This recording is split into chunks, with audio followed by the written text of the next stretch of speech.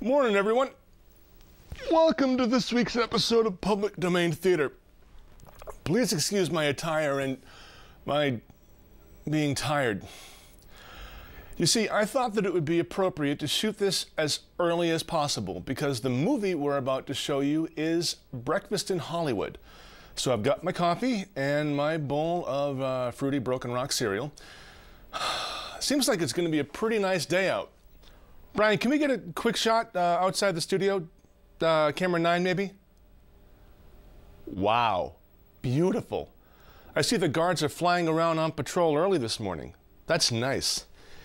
You see that space between Radio Peak and the fifth column? That's where the high school's new football stadium is going to go. Can we get a shot from camera 10?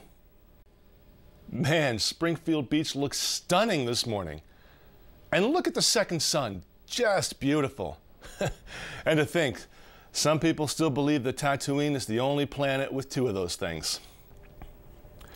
Like I said, the film we're about to show you is called Breakfast in Hollywood, and it stars Tom Breneman, who was the host of the radio program that the film is based on.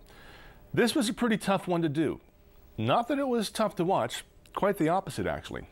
It was tough to write jokes about. This is actually a pretty sweet-natured, entertaining movie. It tells several different stories about people on their way to a taping of Breneman's popular radio show.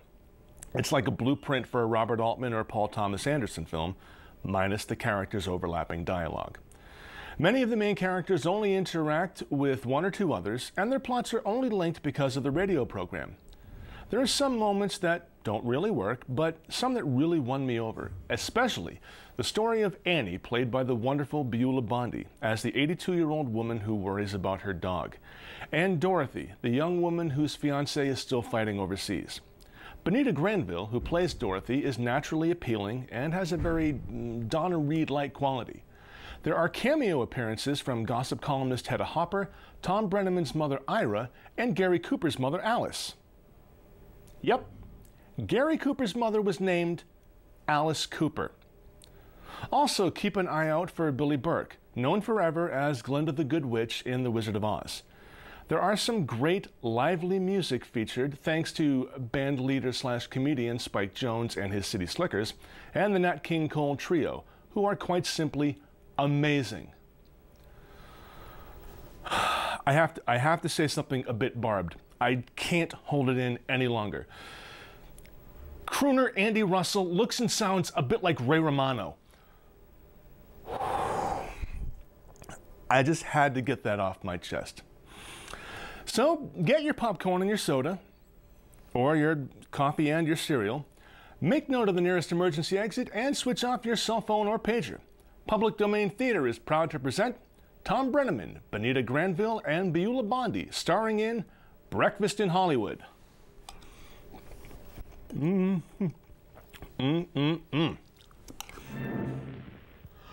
They got together, oh joy, they got together. Well, of course they got together. It's a Hollywood movie. It's baked right into the title.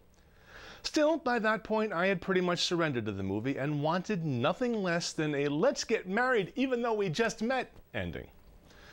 Tom Breneman never made another movie, so it would be unfair to rate his performance as an actor. It seems as if entertaining on the radio was truly his forte. Breakfast in Hollywood, the radio program, ran with various titles from 1941 to early 1949. Breneman died in April of 1948, and the show lasted until January of 1949. Beulah Bondi was a terrific character actress who was often cast as the mother or the grandmother of the lead actor. In fact, she played James Stewart's mother in 4 films, including It's a Wonderful Life and Mr. Smith Goes to Washington, and in the short-lived television series The James Stewart Show. Bonita Granville was nominated for an Academy Award in 1937 for Best Supporting Actress for the film These Three, when she was just 14 years old. The following year, she began her tenure as Nancy Drew in a series of popular films. She married Jack Rather, a petroleum millionaire, in 1947, and went into semi-retirement, but continued to work in television and films through the 1960s, eventually becoming the producer of the long-running series Lassie. There was even a fictional book written about her called Bonita Granville and the Mystery of Star Island. All 3 stars have been rightfully awarded stars on the Hollywood Walk of Fame. Until next week, this is Paul Fish saying, I really hope this goofy hat gets me a kiss. Someone? Anyone? Oh, come on, why are you running away? Okay, yeah, right, go back, forward a little bit.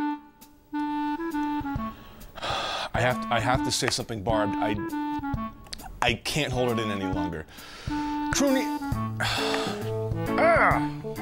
Almost. Yep, to that same spot.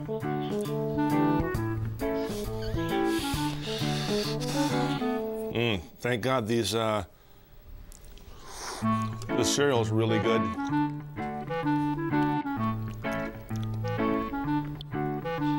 Coffee's nice and warm.